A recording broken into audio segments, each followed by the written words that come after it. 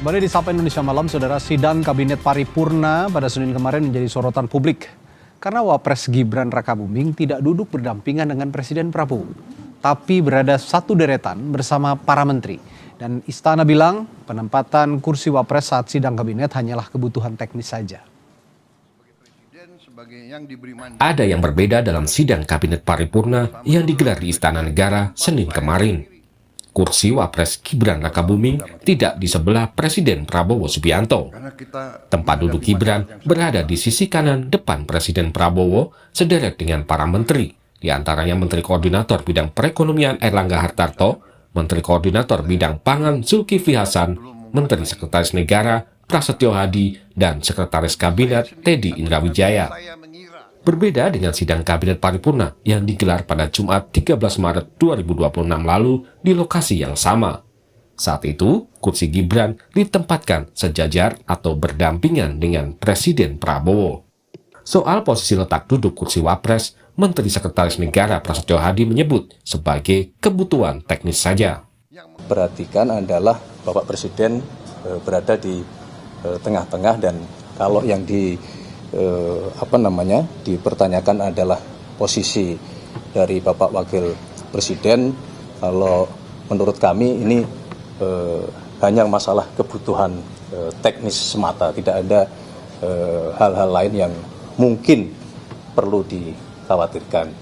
Yang paling penting justru bagaimana secara substantif apa yang disampaikan oleh Bapak Presiden pada seluruh jajaran adalah memberikan penilaian, memberikan evaluasi, menyampaikan prestasi-prestasi Kabinet Merah Putih yang...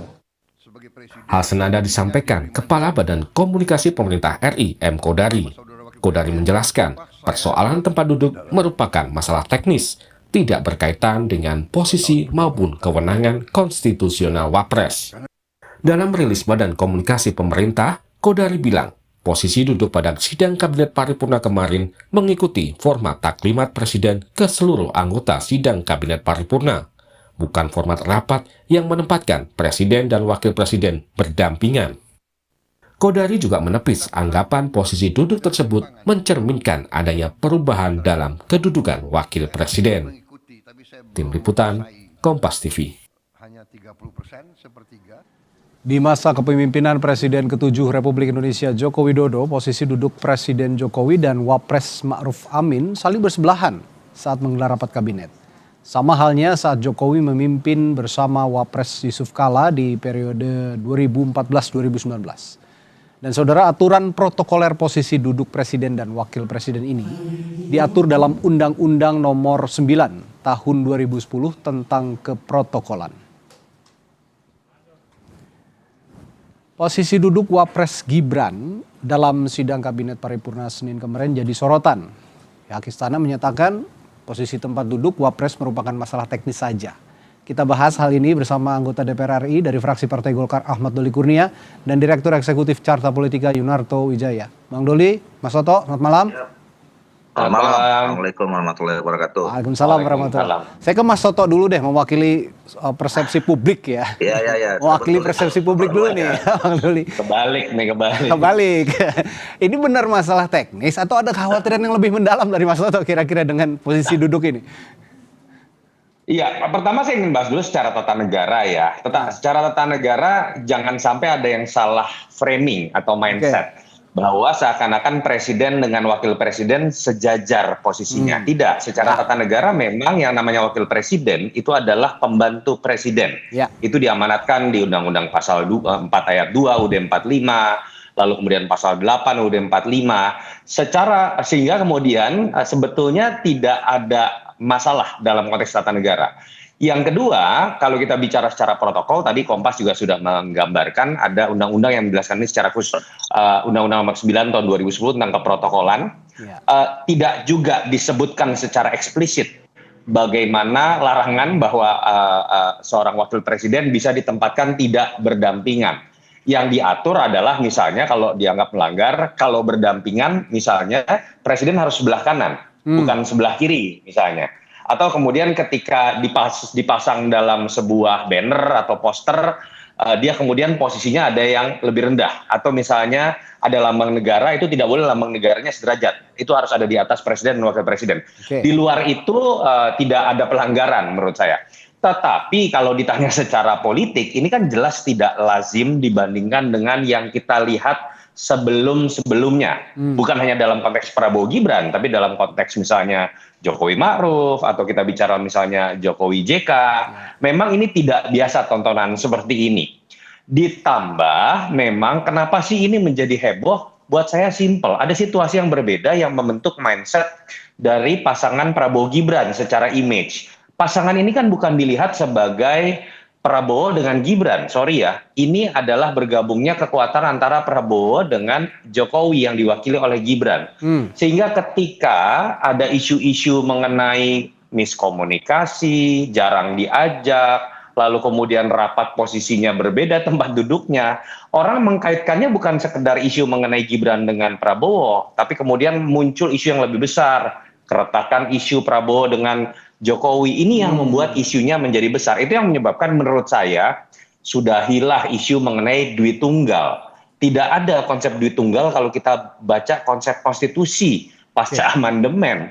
Yang ada adalah hanya presiden kepala negara dengan kepala pemerintahan, bukan wakil presiden. Tetapi menurut saya harusnya setnek atau setkap, kalau kemudian ingin menghindari perdebatan seperti ini, seharusnya lebih berhati-hati ketika ada pengaturan protokoler yang mungkin diperbolehkan secara undang-undang, tetapi harusnya dengan sangat gamblang kan bisa diketahui. Ini akan memunculkan kontroversi seperti ini.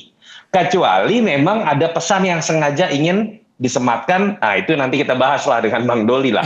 Apakah memang sebetulnya akur-akur saja kondisi kabinet, termasuk bagaimana orang melihat hubungan atau relasi antara presiden dan wakil presiden, tetapi seharusnya ini dihindari dan lebih hati-hati kalau sebetulnya setkap atau setnek ingin menunjukkan kekompakan dari kabinet termasuk presiden dengan wakil presiden. Iya, kita flashback ke masa Pilpres, meskipun tadi konsep duit tunggal tadi tidak bisa lagi disematkan sebenarnya kalau kata Mas Toto.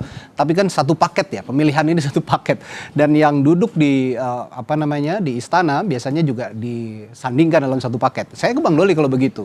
Sebagai koalisi, Partai Golkar melihat ini sebagai posisi yang lazim, atau jangan-jangan memang tadi kata Mas Toto ada sesuatu yang lebih jauh, pesan yang lebih jauh yang ini disampaikan oleh Presiden Prabowo? Ya, saya melihatnya ini sesuatu yang biasa saja ya. Apalagi kemudian pihak istana kan sudah memberikan penjelasan bahwa ini soal teknis, di mana memang semua dalam tanda petik pembantu presiden, yang tadi juga sudah ditegaskan bahwa pembantu presiden itu termasuk wakil presiden, menteri-menteri atau Menko, menteri yang lain-lain ya, untuk memberikan kesempatan fokus menjelaskan apa yang menjadi kinerja dari kabinet yang dilakukan oleh Pak Presiden gitu. Nah, cuman yang jadi tidak biasa atau menjadi luar biasa kan ketika back mind orang yang membaca atau melihat berita ini itu dikaitkan misalnya dengan 2029 ya. Kalau mau jauh atau mau dekat, misalnya tadi disebutkan hubungan yang selalu ada kelompok-kelompok masyarakat ya. Ada yang menginginkan terus agar hubungan antara Solo dan Hambalang ini tidak baik misalnya ya. Ada kelompok juga yang terus menunggu-nunggu nih kapan hubungan ini terputus misalnya ya. Atau kemudian ada juga orang yang mengharapkan ini tetap berlangsung. Ini kan kemudian yang membuat menjadi luar biasa. Jadi kalau misalnya soal duduk posisi kanan kiri, nah dulu ketika pengumuman presiden nggak berdua, bertiga nggak ada yang soal tuh di awal-awal gitu kan. Nah kenapa sekarang jadi sendiri kemudian jadi soal gitu. Nah oleh karena itu menurut saya satu tadi secara prosedural normatif ya, baik itu ketatanegaraan, memang posisi wakil presiden itu adalah pembantunya presiden. Dia mau mengerjakan apa saja, mau duduk di mana, mau mendapatkan tugas apa gitu ya, itu memang semuanya atas instruksinya presiden. Itu konsekuensi sebagai wakil presiden yang memang sudah diatur dalam tata negara kita. Oke. Nah, soal protokol tadi juga sudah jelaskan, nggak ada yang dilanggar soal itu. Jadi menurut saya kita tidak usah kemudian mempersoalkan terlalu panjang ya soal duduk-duduk kursi ini ya, walaupun dalam politik kursi itu kadang-kadang Simbolnya menjadi cukup persoalan kuat. gitu ya.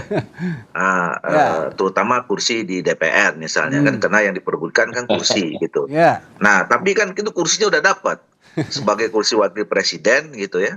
Nah, tinggal menurut saya ya ditunjukkan dengan kinerja yang maksimal saja sesuai dengan arahan presiden gitu. Tapi kalau kita mau komparasi awal masa kepemimpinan Prabowo Gibran gitu ya, tidak usah jauh-jauh ke Pak Jokowi Ma'ruf atau Pak Jokowi JK. Awal kepemimpinan Prabowo Gibran kan selalu berdampingan begitu duduk ini, Bang Doli. Nah sekarang ini baru saja beberapa hari yang lalu atau beberapa saat yang lalu banyak sekali publik juga yang menilai akhirnya ini tidak lazim gitu karena benar-benar disatukan dengan kabinet. Meskipun tadi kan diksinya adalah wakil presiden juga pembantu presiden begitu, Bang Doli.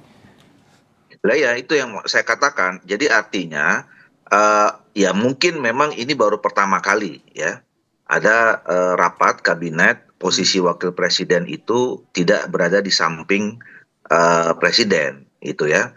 Dan saya kira kan sudah ada penjelasan yang cukup clear menurut saya kenapa itu kemarin langkahnya diambil.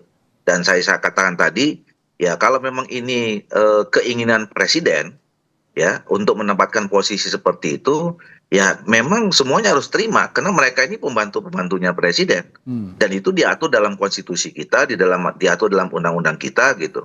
Nah sebenarnya saya katakan tadi ya ada hal-hal yang memang selama ini nggak biasa tapi nggak kita persoalkan. Dulu tadi saya katakan kan di awal pemerintahan ini itu dalam pengumuman kabinet kan nggak berdua bertiga gitu ya. Nah waktu itu kan nggak ada soal. Ya, nggak ada orang yang mempersoalkan. Nah, sekarang kenapa jadi satu jadi soal gitu kan? Nah, jadi menurut saya sesuatu hal yang biasa saja, karena tadi itu menjadi luar biasa ketika back mind kita ini membacanya nanti, ya apalagi kan kemarin di permulaannya agak mulai rame-rame nih hubungan antara presiden dan wakil presiden ini kan ketika ya fungsionaris PSI mengatakan ada pesan dari Pak Jokowi untuk kemudian nanti bergandengan lagi 2029 antara dua pasangan ini. Kan ini nih mulai rame. Nah kemudian dikaitkan dengan yang sekarang ini, oh ini kayaknya nggak mungkin nih gitu. Nah jadi menurut saya, dan saya udah berkali-kali mengatakan dalam pembicaraan-pembicaraan ini, udahlah kita ini PR-nya masih banyak ya. Masalah kita dalam masalah yang tidak baik-baik saja. Kita coba simpan dulu nih agenda 29, kita fokus dengan agenda-agenda menghadapi masalah-masalah yang tidak mudah yang kita hadapi sekarang, yang dihadapi rakyat, yang dihadapi bangsa dan seterusnya ini. Oke, tapi saya tetap pada di balik kacamata keheranan publik. Saya ke Mas Toto. Kira-kira ini apakah juga nih bagian dari strategi konsolidasi kekuasaannya Prabowo yang menyesuaikan gaya kepemimpinannya yang sekarang? Tapi jangan dijawab dulu, kita jeda dulu sebentar. Sesaat lagi akan dijawab oleh Mas Toto di Sapa Indonesia Malam.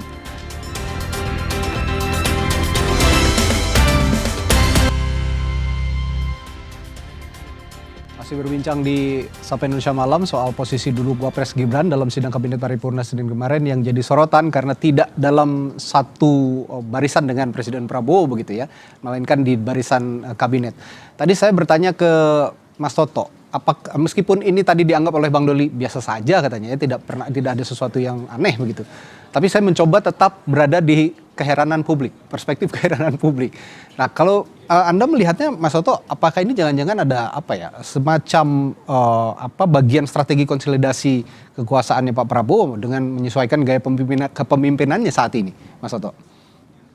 Yang pertama kalau kita bicara keheranan publik, Mas Radi, nggak usah pusing. Netizen itu pinter bahkan bicara sampai hal teknis. Kalau jawaban dari istana ini urusan teknis karena ada teleprompter, dengan segala hormat saya, ukuran dari di istana itu hanya karena ada teleprompter lalu kemudian dikatakan seakan-akan nggak muat gitu ya. Wakil presiden itu nggak masuk akal. Kalau perubahan ini terjadi dalam konteks teknis, jangan-jangan orang bisa menganggapnya selama ini wakil presiden ada di sebelah presiden ketika menjelaskan dalam taklimatkah atau sidang kabinet atau paripurnakah. Tapi kan kalau orang bersebelahan dalam bahasa komunikasi politik, itu cenderung bukan menjadi pendengar. Jadi jangan salah juga kalau netizen kemudian mengatakan, oh jangan-jangan maknanya adalah presiden juga pengen wakil presidennya dengerin sekarang, biar mengerti, kira-kira seperti itu.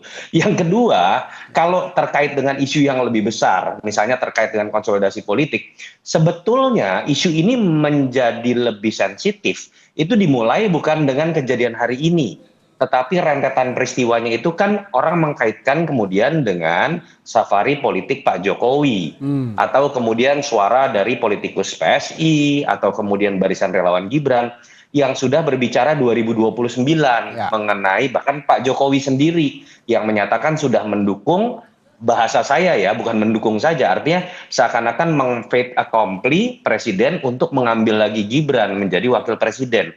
Dalam konteks itu, isu kemudian menjadi sensitif. Setiap bahasa politik, tempat duduk, protokoler, yang kemudian bisa memancing kontroversi, lalu dikaitkan dengan isu politik atau konsolidasi kekuasaan menuju 2029. Saya sepakat dengan Bang Doli dalam konteks itu. Yuk semuanya ngerem.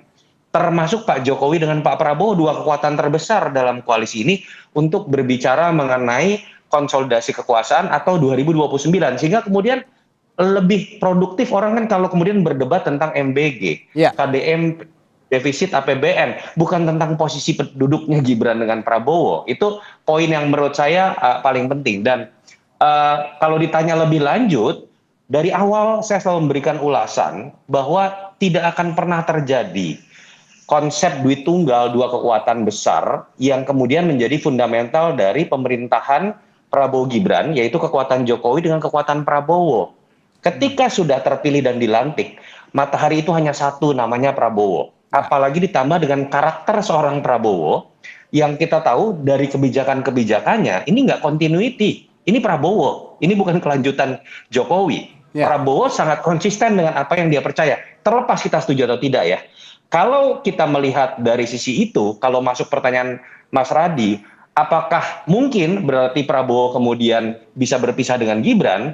Saya melihat dia akan menjadi sosok yang independen, tidak akan terikat dengan siapapun termasuk Pak Jokowi, termasuk kalau kita berandai-andai mengenai siapa yang akan dipilih, termasuk apakah itu Mas Gibran atau tidak. Oke, nah kalau gitu dalam konteks koalisi, kira-kira Bang Doli, gimana Golkar memastikan supaya tidak ada spekulasi yang merugikan koalisi dengan tadi ada anasir-anasir di luaran sana yang menganggap ini suatu hal yang janggal begitu? Ya, kalau kami dari koalisi fokus sebetulnya ya, bagaimana supaya kita memberikan dukungan terhadap semua program-program yang sekarang sedang dikerjakan agar delivered ya. Nah, apalagi kita sama-sama mengetahui ada beberapa program yang memang mendapatkan reaksi dari publik ya untuk bisa dikoreksi ya. Katakanlah kemarin soal MBG ya. Ada kasus gitu, kemudian ya mulai dari kasus teknis di lapangan maupun kemudian kasus korupsi. Nah ini kan harus dijawab ya, harus dijawab dengan nyata, dan itu hanya bisa dijawab kalau kemudian kabinet ini kompak, kabinet ini solid. Nah makanya kenapa saya katakan dari awal dan jauh-jauh sebelumnya, ini PR kita ini masih banyak ya sebagai sebuah bangsa. Rakyat kita ini juga sekarang menghadapi kesulitan yang tidak mudah untuk dihadapi. Nah, jangan kemudian kita memberikan ya apa namanya ya tafsir-tafsir lah ya kayak begitu. Jadi kepada semua, saya setuju tadi dengan Toto ya bahwa kalau misalnya pihak Pak Jokowi dan kemudian PSI gitu ya, ya untuk membangun konsolidasi partainya, saya kira memang itu semua partai pasti akan melakukannya ya, jauh-jauh hari sebelum pemilu gitu. Tapi kalau dikaitkan dengan soal isu pilpres, nah ini yang menjadi sensitif gitu ya. Nah termasuk juga mungkin bisa jadi ya, kalau memang ini dilihat dari perspektif tafsir politik ya. Nah bisa jadi soal duduk-duduk ini ada ya siapalah yang mengatur itu ya, kemudian bereaksi. Saya bilang ya nanti dulu kira-kira begitu ya. Kalau soal wapres-wapresan, ya di sini kita juga banyak misalnya begitu ya. Nah kalau ini bicara dalam konteks tafsir politik gitu. Nah oleh karena itu jangan ada yang menurut saya sekarang ini mulai lagi intens bicara tentang soal konsolidasi kekuasaan, apalagi menghadapi 2009 yang masih jauh, dan kemudian kita bukan dalam situasi yang normal, situasi yang baik-baik saja gitu loh. Ya, jadi saya kira harus semuanya memahami itu. Ya, meskipun tidak bersebelahan begitu duduknya dalam sidang kabinet, tapi ya publik tentu harapkan, terutama pemilih Prabowo Gibran, ya tetap kompak untuk mengatasi permasalahan bangsa yang sampai saat ini juga masih banyak belum terselesaikan. Terima kasih anggota DPR RI dari fraksi Partai Golkar Ahmad Doli Kurnia dan Direktur Eksekutif Carta Politika Yunarto Wijaya telah berbagi perspektifnya di Sapa Indonesia Malam. Sampai jumpa lagi, selamat malam.